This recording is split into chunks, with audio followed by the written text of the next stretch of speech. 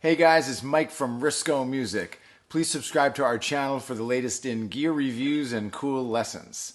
Alright, let's learn how to play a chord melody with a super simple song. A chord melody is where we play the chords and the melody kind of at the same time. It's pretty hard to do on the guitar, but a lot of it depends on how the song is written and what key it's in and how it's arranged and things like that. Now, let's take a really easy song. So you're going to need a little bit of note reading skills and some basic chord knowledge. This is called a lead sheet, and these are the notes. That's the melody of the song. Okay, and then in gray here in this book, you see letters written above that says C, then a G, and another C, and another G. Those are the chords that you would play. Now, a lot of times in a book like this, if you're taking a guitar lesson, you know, one person would play the melody, which would sound like this. And sometimes we take some liberties with the rhythm, like this. Everybody does this, because we know it goes like that. That's not what's written, but you know, sometimes we can take liberties with the rhythmic figures to make it sound a little more interesting. That's the melody I just read. Now the chords sound like this: C, G. But you don't hear the melody, of course, right? So what you can do is you can look at the melody, and in this song, the first note is E, all right? And the chord shown is a C. Now, it's good to have some theory knowledge. Theory is not going to make you less creative. It's going to make you more creative because it's going to give you more tools to work with, all right?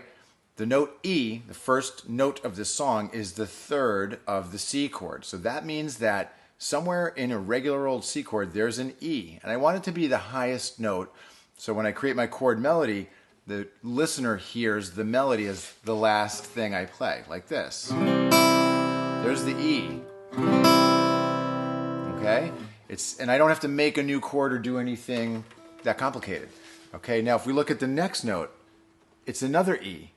Okay, so I'm going to strum the first E. I'm going to play my C chord, strum the E. I'm going to actually try to pick it out a little bit louder. Then I play it again by itself while the chord's ringing. So I have this. Okay? The next note is an F. F is not in the C chord, so now I kind of have to make up a new chord. I'm just going to bar my first finger like this and grab the F. So now I have E, E. I'm going to strum and bar. Then the next note is a G, which I'm going to grab with my pinky. Now, it's a little complicated, so I get this for the first measure. Now I'm playing a chord melody. Okay, now the next measure, let's look at that again. So the notes are E, E, F, G, all around the C chord. So here I go again.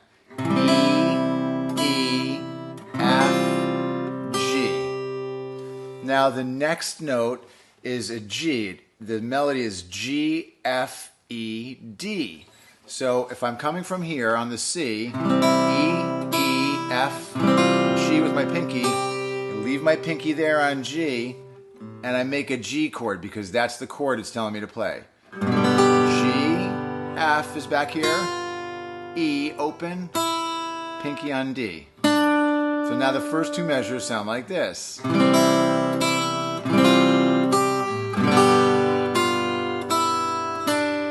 Right? Takes a little bit of practice to get that. The next measure is C, C, D, E, okay, with a C chord.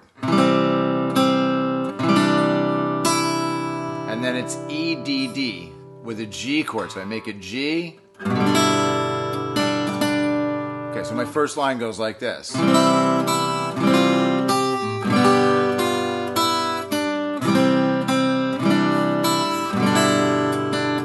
Going. Now an F chord.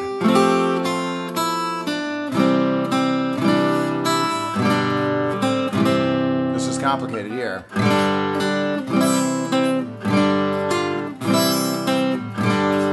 E.